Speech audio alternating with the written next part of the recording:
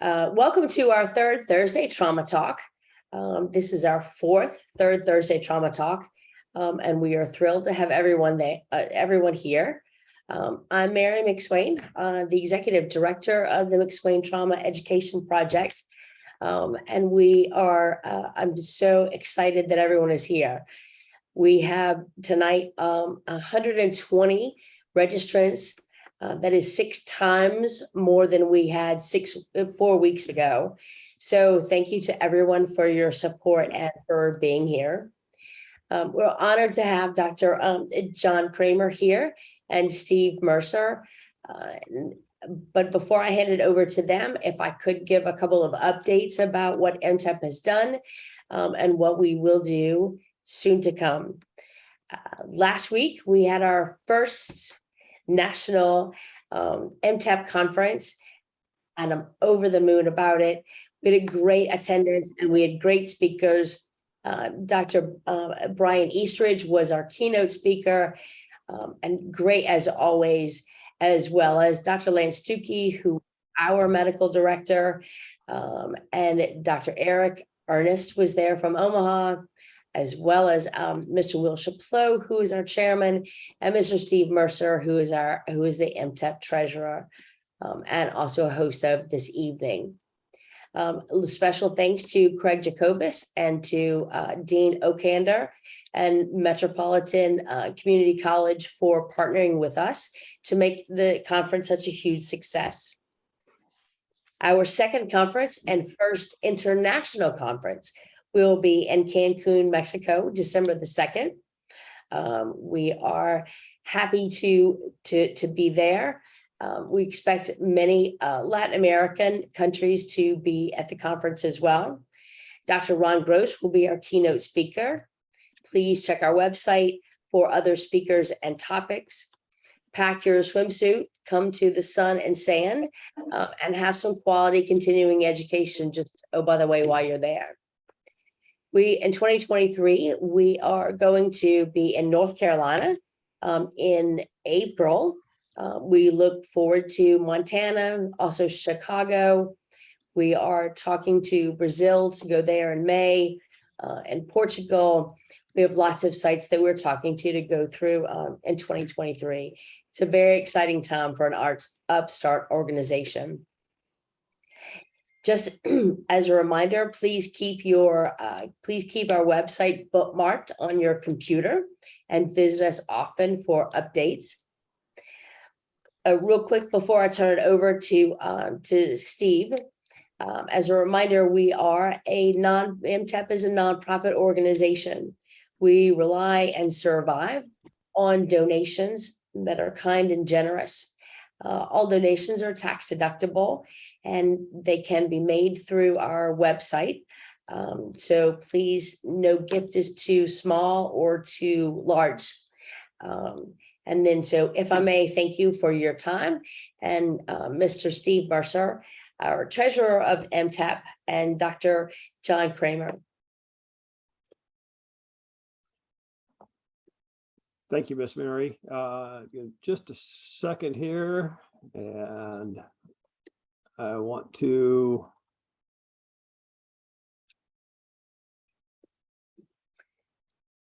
okay. Bingo. I think we got it right here. Okay. Mary, thank you for those overviews in there. I will also chime in that the conference in Omaha was very well attended and very good reviews in there, and we look forward to some of the other upcoming conferences in here. Because of the large number of individuals that we have here this evening and all, we would respectively ask that everybody kind of mute themselves. If you have any questions or comments throughout the discussion here with Dr. Krohmer, please feel free to use the chat box or raise your hand. Ms. Madison is going to monitor that and provide us with information as we go through here, and we'll try to address everybody's questions or comments and everything prior to the end of the program. Okay. With that, I would, number one, I would like to go ahead and introduce Dr. Jon Krohmer. For those of you that don't know Dr. Jon Krohmer, Dr. Krohmer recently retired as the director of the National Highway Traffic Safety Administration's Office of EMS, located within the Department of Transportation, as the EMS and also as the EMS medical director for the Maryland County Department of EMS. Dr. Krohmer has also served as the acting associate administrator for research and program development, the principal deputy director for the assistant secretary for DHS for Department of Homeland Security, Office of Health and Affairs, DHS deputy chief medical officer. He was also served as the attending physician, director of EMS emergency medical residency and Department of Emergency Medicine at Spectrum Health Butterworth campus in Grand Rapids, Michigan.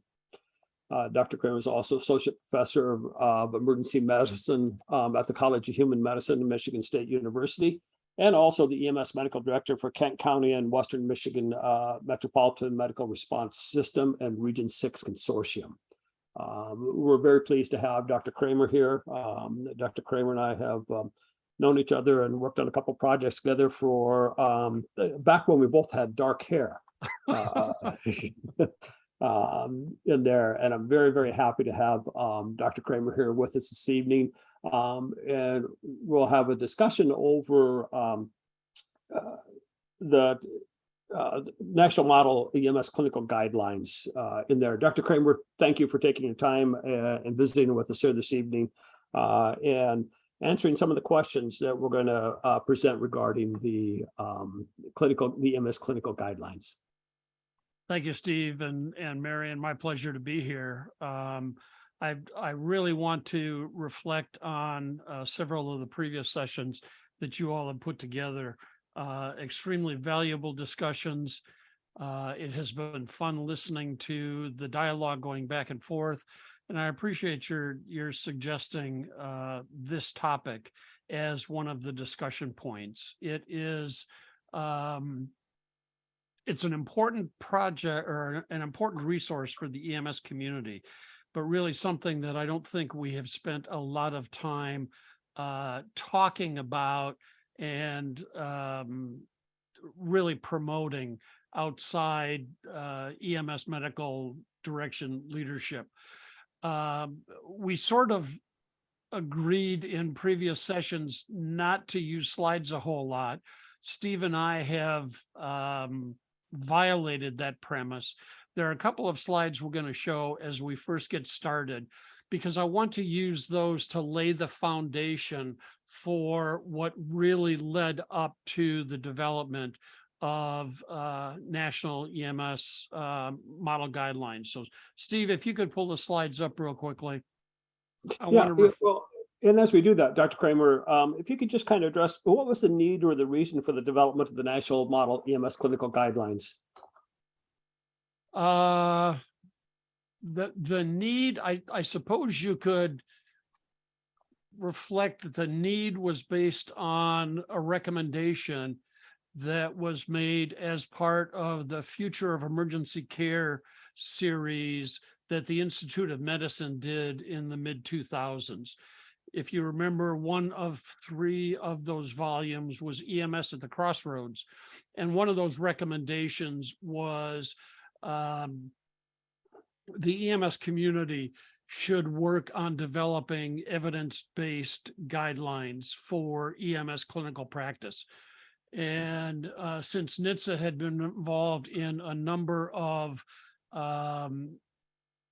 projects that very nicely led up to that, including the EMS agenda for the future, EMS core content and things like that, it really made sense for NHTSA to sort of take the lead, assume responsibility for developing that.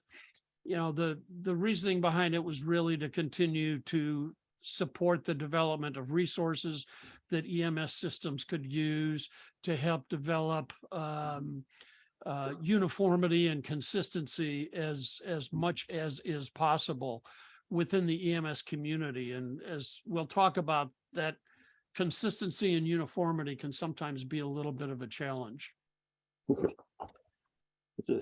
Okay, we should have what's being portrayed here is again, as Dr. Krohmer addressed and everything. This is the recommendations from the EMS education agenda for the future. that was a follow-up to the 1996 EMS agenda for the future. The EMS education agenda was submitted and approved in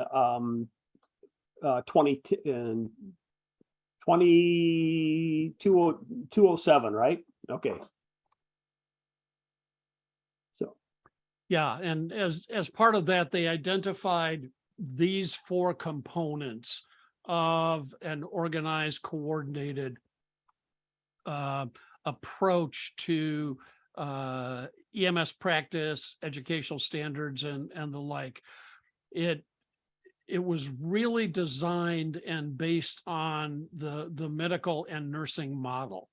So if you compare this to what happens in medicine and nursing and other allied healthcare disciplines, there first is a core content established, which really defines the entire domain or universe of, in this case, EMS clinical practice. From that, then, is developed a national scope of practice model, which takes the domain and breaks the clinical practice down into the levels of clinical providers. In EMS, as everybody's aware of, we've got the emergency medical responder, basic EMT, advanced EMT, and paramedic. So the scope of practice puts the clinical core content in context of the level of education and training that the various levels of clinicians have. That then serves as the basis for the EMS educational standards, which are developed to provide guidance to authors, publishers, and educators as they're preparing for and delivering educational content to their students. The two other components to that is the EMS national certification, which for advanced level clinicians is the national registry. National registry serves as the single certification body offering the validated examination that then states use as the basis for their state licensure. The national registry is akin to the National Board of Medical Examiners, if you will. And then the component that looks at the educational programs and accredits those to meet the educational standards that have been adopted. So we had these 5 components of the education agenda for the future. It was also important to recognize that the various disciplines within the EMS community are really experts to address the particular aspects of or particular components of this schema. The next slide will show you really where the focus of those are. Establishing the national EMS core content was originally adopted by a consortium with ACEP and the National Association of EMS Physicians, when the American Board of Emergency Medicine subsequently established the subspecialty of EMS within emergency medicine. ABEM then assumed responsibility for developing and reviewing and updating the core content. Because EMS is really legislated and oversight provided at the state level, defining the scope of practice within each state jurisdiction is the responsibility of the state EMS offices. So developing the national scope of practice fell under the umbrella of the National Association of State EMS Officials. And we'll talk a little bit more about some of the specifics of that a little bit later. Obviously, the educators should be the ones most intimately involved in coordinating the educational standards. So that fell to the National Association of EMS Educators. We've also already mentioned the National Registry as the EMS certification body, and COA-AMSP as the national accreditation body. One other thing that I want to mention very briefly on the next slide, puts the scope of practice again in the context of all of these components coming together.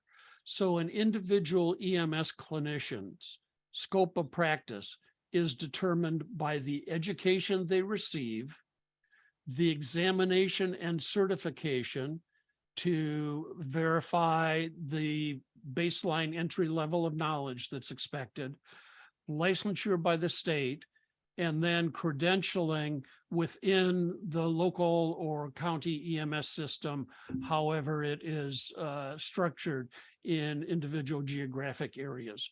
So the education, certification, licensure, and credentialing all come together to describe the scope of practice that an EMS clinician has for their individual practice. Now, one of the things that is demonstrated on the next slide that these 5 components doesn't address is the National EMS Model Clinical Guidelines. So it is not a part of that 5-component education structure that was developed, but it's critical because without model clinical guidelines, they really serve as the avenue for implementation and activation of the clinical care activities. All EMS clinicians operate under protocol. There are in none of the states are they independent practitioners, so they operate under the umbrella of medical oversight. And all systems have to have some type of clinical guidelines or protocols or practice parameters under which they operate. So this is kind of how all of those components come together. And as I mentioned earlier, the development of the clinical guidelines model was really an effort to provide that resource to medical directors, to EMS systems, to protocol committees, to quality improvement committees, to identify as best we can the evidence-based clinical practice, and hopefully to share some guidance to lead to a little bit more standardization and uniformity. I know that was a lot of background information, but that's kind of how it all developed and how the model clinical guidelines fit into the whole scheme of things. Dr. Krohmer, thank you for that. I just make a couple comments on there. One of the things that the National EMS Core Content, the National EMS Scope of Practice, the National EMS Clinical Guidelines are all available for download. You can go out and Google those, and you can be able to download those. Now, the one thing about the EMS educational guidelines, it's not the same as the old curriculums that used to be developed in between them. And it's difficult for the average person to take the educational guidelines and try to educate through there.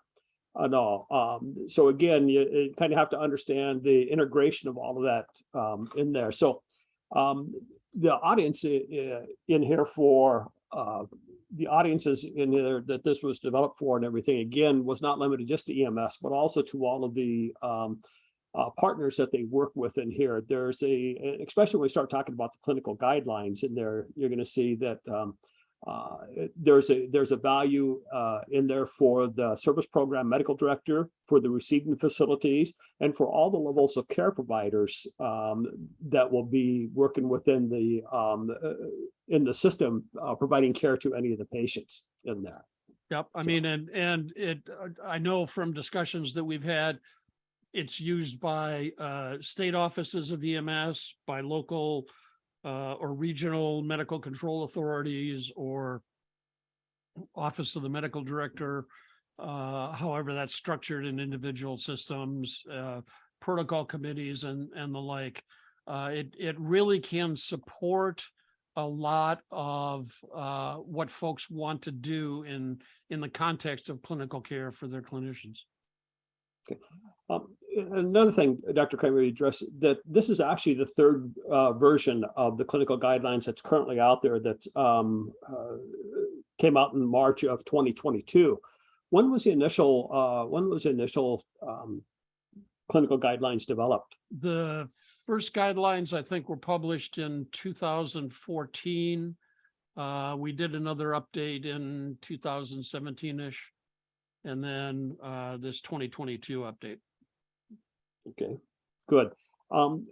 We do have a question from one of the participants in there, and the question is, do we have any sense how any of this high-level work on defining EMS, its curricula and practice, has had on the impact on the street, particularly the volunteers that cover majority of the U.S.?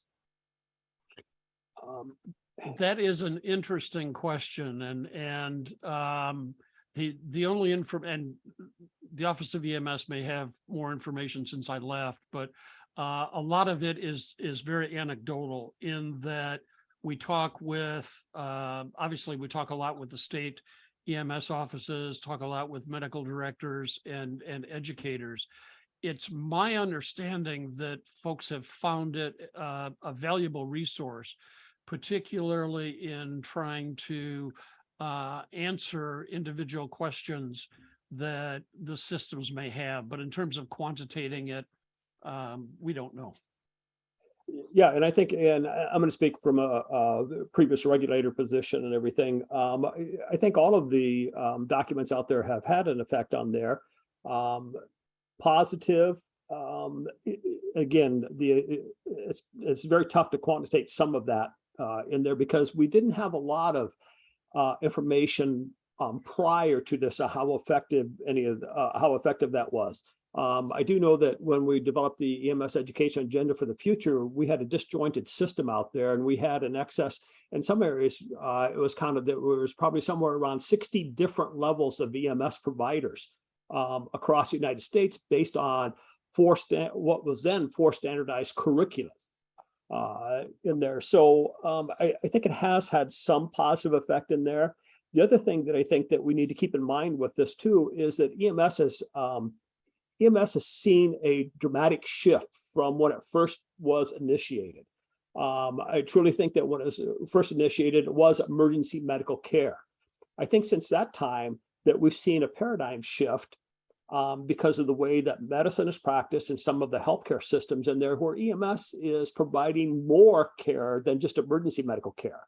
We're seeing them in community paramedicine and some community practices in there, so that there's a different level of education and a different approach to patients than some of the old checklist protocol stuff that we used to see. There has to be the ability for those individuals to, our EMS providers, to have more tools in their arsenal out there and more chances for options in between there. And I think that as we go through here, you're going to see that in the clinical guidelines, that how that was approached in there, and that we are now we're probably just now getting to the point to where we're beginning to see science from an EMS perspective that we never had before in there. And again, as Dr. Krohmer talked about, we're going to touch on those more as we go through there this evening.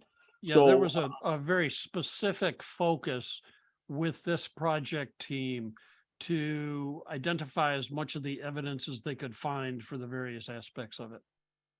Yeah, and I think that's very good. So again, we've kind of addressed a couple questions that we've batted around here a little bit in there. But help me out. Who provided the funding for this? Because this is a fairly expensive venture when you start talking about integrating all of these five components into 5 or 6 components into a system. Yeah, the funding for all three of these projects, or all three of the versions, came from the NHTSA Office of EMS and the EMS for Children's program at HRSA. It's interesting because a lot of the projects that are done under national contracts are jointly sponsored by the Office of EMS and the EMS for Children's program. There really is a very nice synergy with those two programs. We tend to agree, I need to forget, I'm not there anymore. The Office of EMS and the EMSC program have a very similar perspective on a lot of these programs. So it's a great relationship. So let's talk about some of the let's talk about some of the groups that was represented in the development of these guidelines. Again, understanding, and then we'll talk about maybe the process after they've been developed and everything. But let's talk about who were some of the major principal players in this. Well, the principal with the project was the National Association of State EMS Officials. And they tasked this project to their Medical Directors Council. The two principal investigators were Carol Cunningham, the State EMS Medical Director in Ohio, and Rich Kamen, the State EMS Medical Director in Connecticut. As part of that structure, then they identified a number of topic areas for which a medical director, another state medical director, was assigned responsibility as a team lead. And then they identified representatives from the typical stakeholder organizations and the EMS community to work on developing the initial drafts. Then it came back to the Medical Directors Council. And throughout this process, they distributed several drafts to the EMS community in general, all of the stakeholder organizations, individual subject matter experts for review, comment, and feedback. Yeah, and I think that's important. That's important information again, because sometimes you hear the rumbling. Well, this was done behind closed doors, and it's, what do a bunch of physicians know about EMS out in the field? Hey, can I challenge that perspective? Just a second. We'll get there. In there, but there is a very open process involved with this, and everybody. And I'm serious when I say everybody has the ability to review and provide input on all of these documents that's created by and that's overseen by NHTSA. In between there, and again, it's one of those things that we try to get information out to individuals so that they understand and recognize that it's not just a single group that do it. They may have the leadership in there, but it is also the information is gathered from everyone, whether it be everyone from the street level volunteer, first responder, all the way up into the system. Yeah, that actually is one of the requirements under the RFP that NHTSA and HRSA put out for these types of projects, is that the folks who apply for the award or the contract have to define how they bring the community into the project to make sure that there is well recognized representation from all of the various constituents. So it's probably a well-known fact that if you get two or more physicians in a room, that there might be controversy about something, about some treatment. And one of the things that I think is always challenging there is, how do you come up with consensus? And I think that you touched on it a little bit, but if we could just expand on that just a little bit, moving towards evidence-based versus I'm the stronger type A person in the room. Yeah, to the extent that the team could, and this applies not only to this project, but to the Scope of Practice project and several others, but to the extent that evidence can be identified, it typically is put into, and I should know the group that defines this, but the grade methodology, where you look at grading of recommendations, assessment, development, and evaluation. So there actually is a scoring process that this evidence goes through to identify, how well it stands up to scrutiny, if you will. So there's a methodology for the review of the evidence. when there's not a lot of evidence and you're trying to work on consensus, you alluded to it. That can sometimes be very challenging. It does result in very extensive discussions, very honest discussions, and usually does come to a consensus where the working group, absent a lot of science to support it, will come to consensus on what is a best practice. But as you've indicated, it takes a lot of discussion. It does take a lot of discussion. And one of the things, again, that I think that we're a little bit, that EMS does lack in is hard data to support or defend or question some of the things that we do. A good example of that I think was spinal mobilization. You know, for many, many years, we followed this traditional practice in there. And then when we started looking at things from a scientific evidence, we had our eyes wide open in there. Same thing with traumatic brain injuries and stuff like that. So one of the things that we're going to show you within these guidelines and everything is some of the NMC information that is important when you deal with some of these patients and everything, so that we can continue to gather data so that we can make so the decisions can be made based on scientific evidence versus tradition and opinion. You know, it leads toward that statement, let's follow science as opposed to tradition and opinion out there. So I greatly appreciate that. Well, So- and obviously I have a biased perspective because the Office of EMS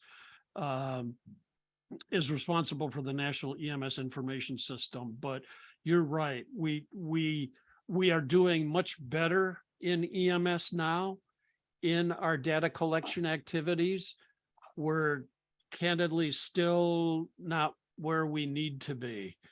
This is an editorial comment by Krohmer, so everybody has to accept it as is. But when we first started developing and rolling out electronic patient care records, we didn't sell that well to the community. We told the community that you're now going to have an electronic patient care record. It will be easier to fill out. It will be faster to fill out. It will make your life so much easier. And as we have realized, both in the hospital and in the EMS setting, it doesn't necessarily make an individual patient encounter, documenting an individual patient encounter easier or faster. What it does do that we didn't have the ability to do when we were doing paper or handwritten and that we could never read anyway, run forms, is that it allows us to generate good individual patient care data.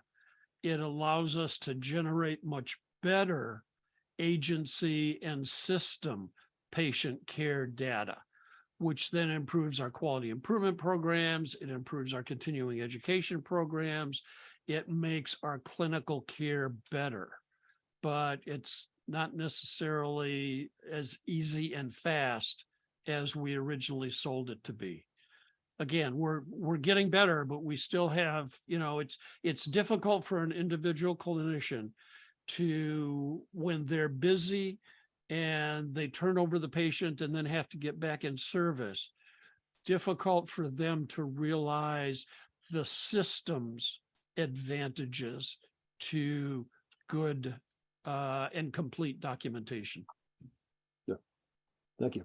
So go back to the documents that we talked about, specifically the clinical guidelines in there.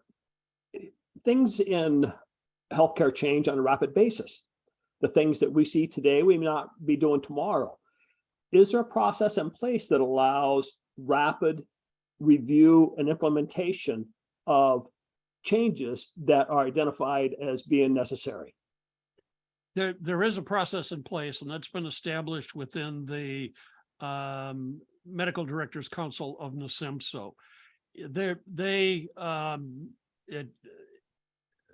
one of the things that has been really fun over the last several years has been engaging with that council. It's very active. The discussions that they have regarding clinical care are just top notch. So they follow those things very closely. The challenge is, as you alluded to, this development process, even when you're updating an already existing document, takes a lot of time, takes a fair amount of money. It takes a lot of effort on the part of the individuals that are involved in it. And if we could have folks raise their hand, I'm sure that most folks in the street don't look forward to protocol updates and would like them to be as complete as possible, maybe annually, but not a whole lot more frequently than that. So there's part of that trade-off, but NASEMSO has built into this process the ability, if there is a critical need, let's say tomorrow we identify a therapy that prevents all thrombolytic STEMIs. They have a process in place to review that very quickly and issue an update.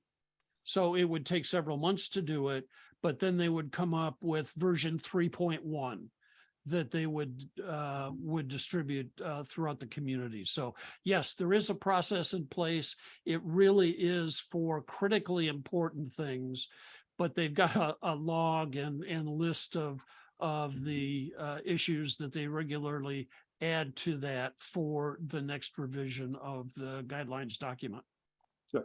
Well, I think a good example of that would be the scope of practice change that occurred in addition to the recently released scope of practice. There was a change in there that allowed a couple different procedures that was identified as being necessary during the pandemic.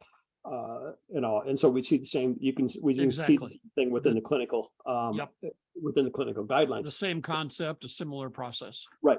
So so are the clinical guidelines considered to be protocol? The reason I'm laughing is because there's still a lot of debate in the community about, are protocols hard and fast, and do they have to be followed word for word? Are they guidelines and allow for variability depending on the patient presentation? How does critical decision-making come into play in those types of things? The easy answer to this document is they are guidelines.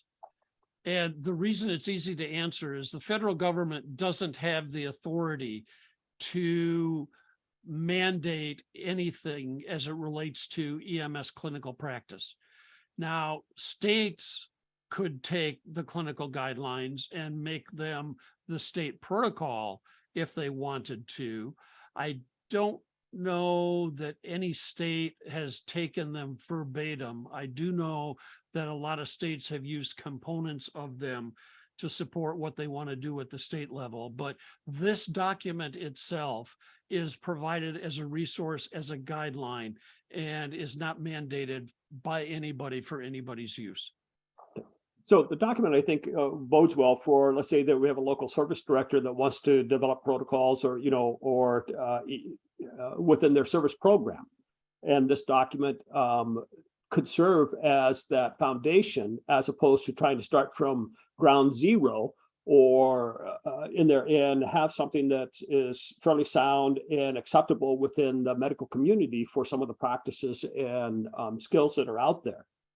Yeah, I mean, the goal of the project team was, if there was a desire on somebody's part to do that, this would provide them with a very, very good document to adopt as their protocols. A local system would have to break it up into the various clinical care levels. What an EMR does is obviously different than an advanced EMT or paramedic. So they would have to provide some supplemental material for it. But the nice thing about the guidelines is it provides indications, contraindications, it provides clinical documentation, it and Steve, I'm probably jumping on one of the later points, but makes reference to the NEMSIS data dictionary where things are appropriate. One of the things that we haven't talked about so far is that is included in the document are performance measures. The National EMS Quality Alliance has started to develop, and I don't remember the number, 20-ish some. I may be short on that one, but where there are NEMSQA performance measures that meet up with particular areas of the clinical guidelines, those are also included as references that systems can adopt. Well, I think that's probably a pretty good segue.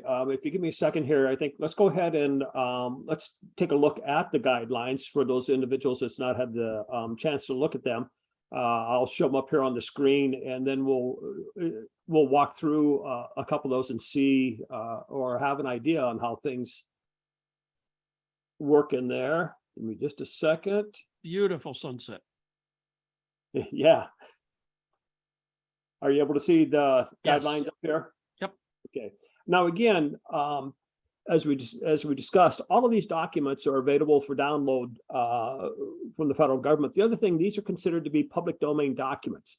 What that means from a public domain document is that you can freely utilize the information inside these documents in there. It's not a copyrighted product and everything that you see from some of the some of the private publishers and things like that. So, and I was very well impressed with this latest edition of the clinical guidelines, especially the way that they set it up. If you notice, I have it set up in tabs over here on the left-hand side. It's linked throughout the document, so you can actually do some rapid changes back and forth. But I'm going to try not to make you, try not to go so fast that you get nauseated watching things here. But let's go down to one of my favorite topics, trauma. So if we go and hook on trauma, and this is where Dr. Krohmer was talking about the way that it's laid out, I think makes common sense. The other thing that I think that I find relevant in here and is that it gives you multiple options in there. Like you said, Dr. Krohmer said, this is a guideline in between there. If you've seen one trauma patient, you've seen one trauma patient.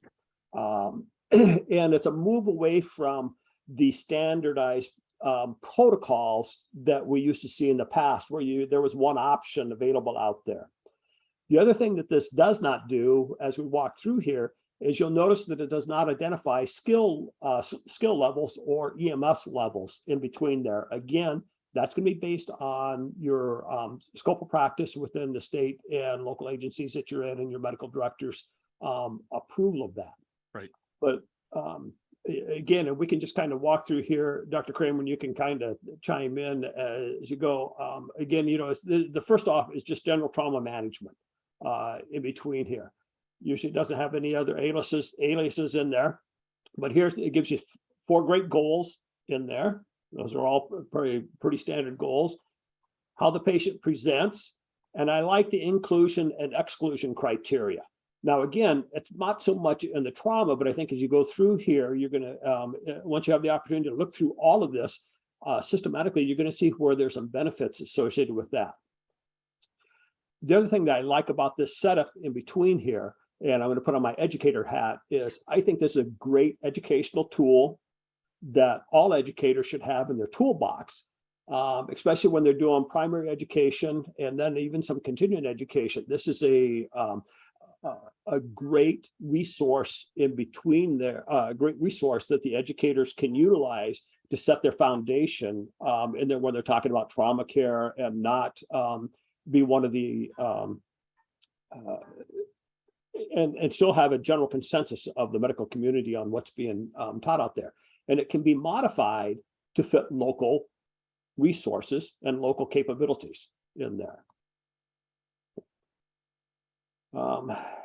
Anything that you see here with the blue has a hyperlink to it. So if we get down here in the mass hemorrhage and it says, you know, initial visual and body sweeps to assess for penetrating wounds and severe life-threatening hemorrhage, extremity trauma, external hemorrhage management. Click on that. It's going to take you right to that area in there. And it's going to give you the treatment and interventions for that particular system for managing the bleed here. So I'm going to go back the trauma. I'm going to come down here because I'm going to continue showing this. So again, it's broken into the initial assessment and then the secondary assessment in there. And it does use the March algorithm. For those of you, the March algorithm has some benefits compared to the old A, B, C, D, E, or the HABC, you know, whichever acronym you want to use in there.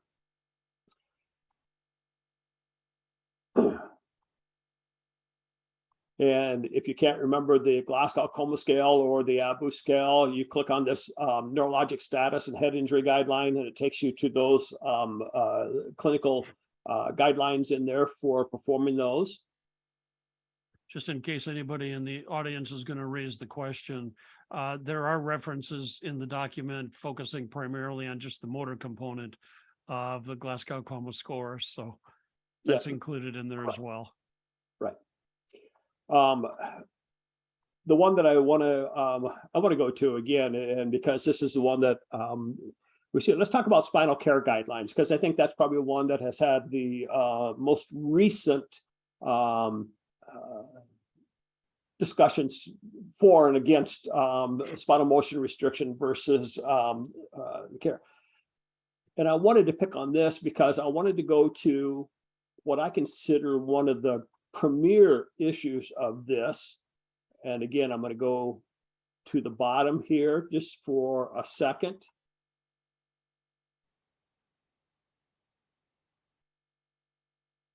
Look at the references. Okay. Here's the thing. There are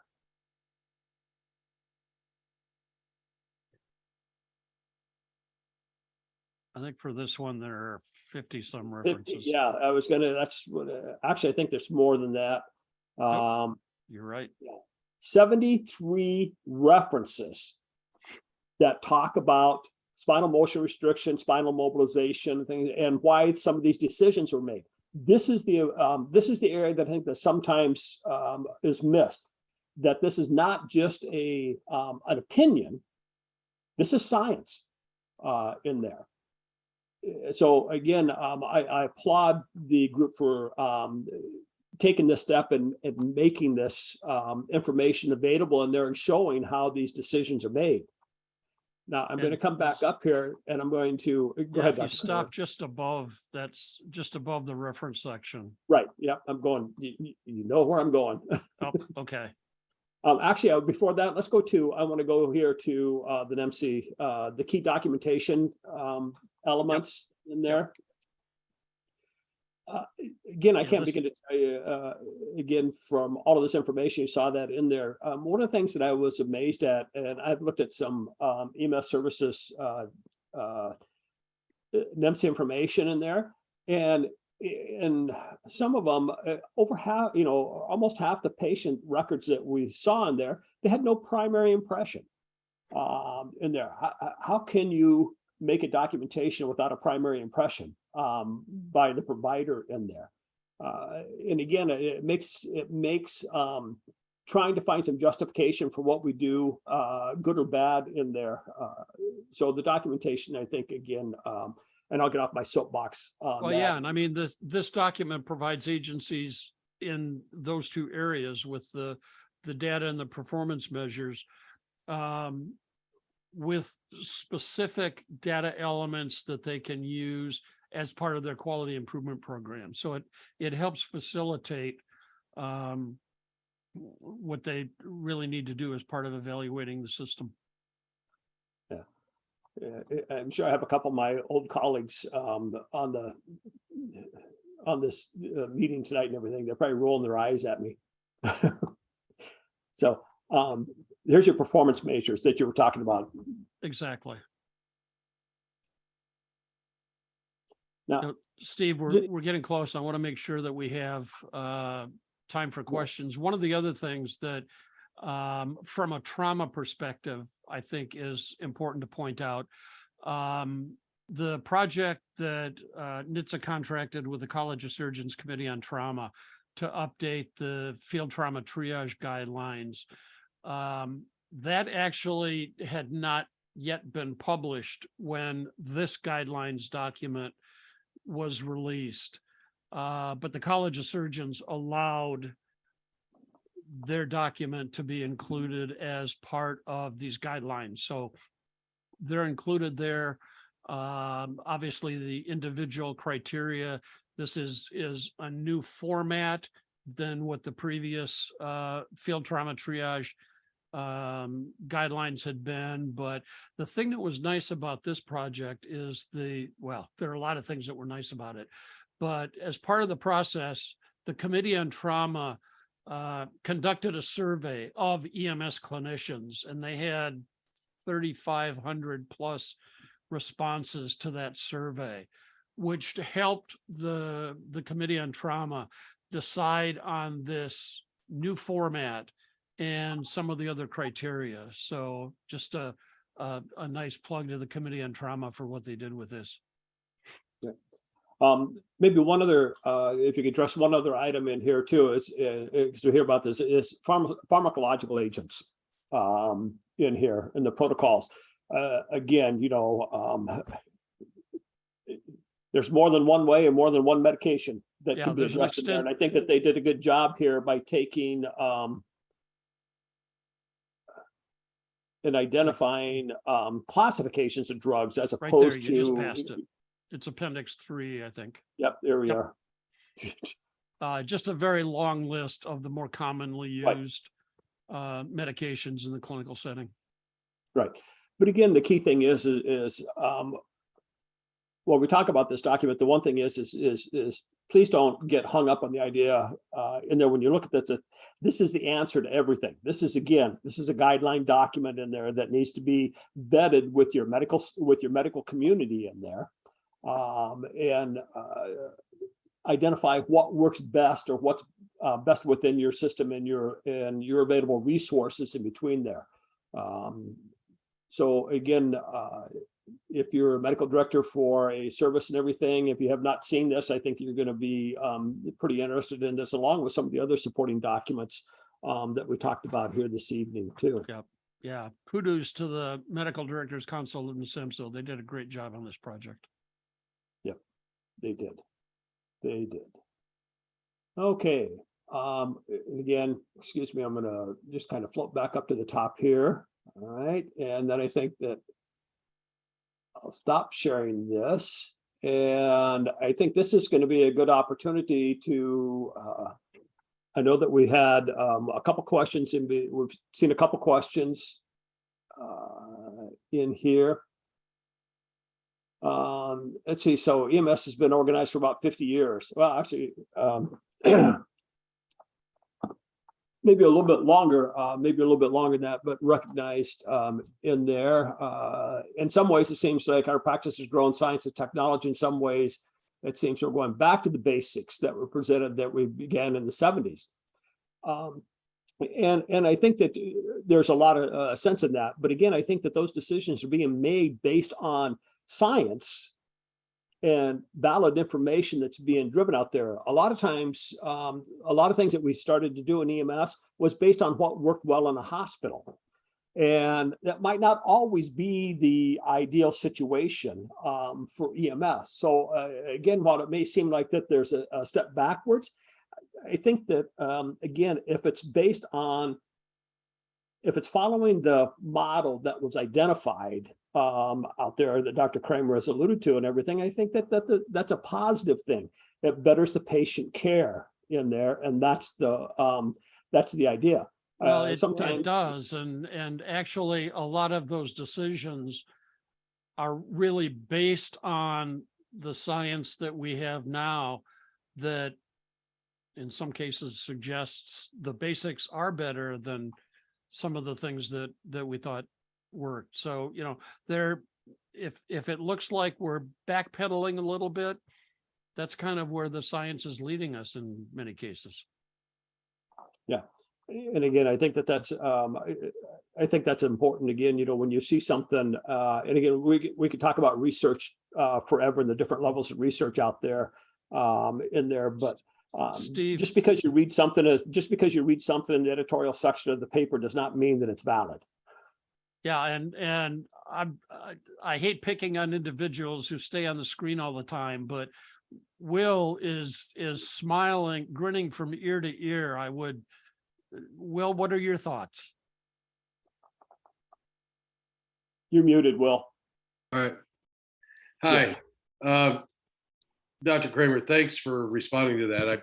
I've been like throwing some things in the sidelines here, and I think it's awesome. I think the fact that the science is driving us back down to what the patient needs us to do and not what we want to do gets back to the basics of what EMS is all about, which is basically, for the most part of this country, friends and neighbors taking care of friends and neighbors. And you want to do the stuff that works. You don't want to get more complex when it doesn't work, and particularly in environments where sometimes the technology is hard to support. And I think it's exciting that we can support folks that are doing those basics when it comes down to the science is telling us those are the most important things. And I guess I'll leave it there. I'm sorry. I was very excited to get your response to that, because we've all worked really hard to find how much more we could do, how technology could help us. But in that period of time where we have those people before we get into the hospital, it's all about minimizing the waste of time and doing the things they need, and no more, no less. And I appreciate your comments on that. Thanks, Will. Not a problem. Okay, as we begin to wrap up here and everything, if there's other questions or comments from the audience, I think this would be this is a wonderful opportunity for you. Now, again, we kind of dipped into the surface of the EMS clinical guidelines now, but it was something that we felt it's a document that I think is not understood and not known about in a lot of places. And it was wonderful to have Dr. Krohmer be able to join us and talk to her and spend some of his retirement time with us. Thank you. I did notice early on in the discussion, someone raised their hand, and I would want to make sure, has your question been answered subsequently, or do you still have a question? If you're still with us, whoever raised their hand early on. Yep. Okay, good. If things come up, I'm certainly happy to have folks follow up with Steve. I'll volunteer Steve, but follow up with Steve and me. We're happy to answer any questions or continue the discussion. And Dr. Krohmer, let me thank you personally on behalf of probably a lot of the people that are here. The work that you've done over the last decade or so, just to bring the street to DC, to help a lot of this stuff.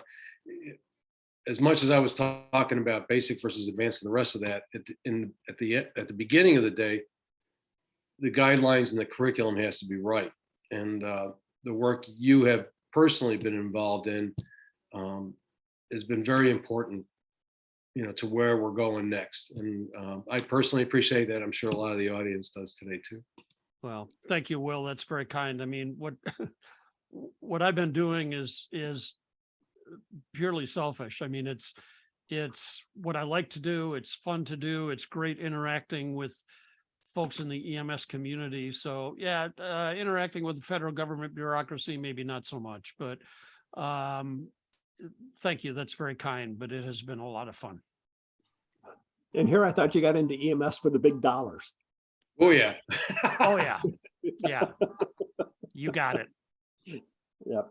Okay. Again, for those, for the participants and everything, again, I appreciate your time this evening and everything we all do.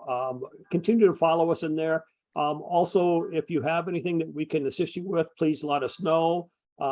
If you like us, tell others. If you don't like us, let us know what we can do to make any changes. Miss Madison did send everybody the link to the MTEP webpage so that you can continue to keep in track. We do these Thursday trauma talks. Again, it's the T4. It's the third Thursday trauma talks in there. So the third Thursday of each month, you should be able to come into a discussion here. And as Dr. Krohmer alluded to earlier, we try not to make it a lecture, more of an interactive conversation between the audience and our speaker in there. So again, hopefully things have been well for you, and we continue to move forward in our progress with EMS. EMS, again, we have to keep in mind is fairly young in the healthcare field in comparison to physicians and nurses and things like that. But in the I don't want to age myself, but in the time period in here from the 70s forward and everything, there's been a big progression that has been very, very positive. And Dr. Krohmer, you've been there most of that time too. So Yeah. As I mentioned, it's been a lot of fun. Yep, it has. It has been. Miss Mary, do you have any closing remarks here, or? I don't know if she's okay. I'll throw something in real quick. Oh, Yep. There's Mary. Go ahead. Oh, sorry, I'm not technology savvy. Thank you so much, Dr. Krohmer, for being here. It is quite an honor. And Steve, as always, you've done a great job as a moderator, co-host, as always. Everyone will be receiving a post trauma talk survey. And then, so I think it's tomorrow. Take 30 seconds out of your time, please, and let us know what you thought about tonight, how we can make it better, what we can do better, and what topics you want to hear, specific speakers that you want. Like I said earlier, we're here for you. We are not a cookie cutter organization. We want to identify and address the educational needs of everyone. So please let us know what we can do for you. And thank you so much for coming. It's been a great night. Thank you so much. I appreciate it. Everyone have a great evening. Yep. All right. I agree. Everybody, this is your spot. You know, we'll make it whatever you guys let us know you need to have. So as Mary said, send us your comments. Let us know what you want to talk about. We have provided you with some information in a vacuum. We think that this is stuff that's interesting to you. But tell us what you want to talk about. Tell us what you want to do. We're learning more every day about EMS and the environments. And Steve and I and Mary were just in Omaha and just reminded about the depth and breadth of the volunteer services in this country. Talk to us. Tell us what you want to talk about. Tell us what you're worried about. And this is the space. The third Thursday of every month, we're here. Thanks, Will. Very well said. Thank you again, everyone. Have a good evening. Good night, everybody.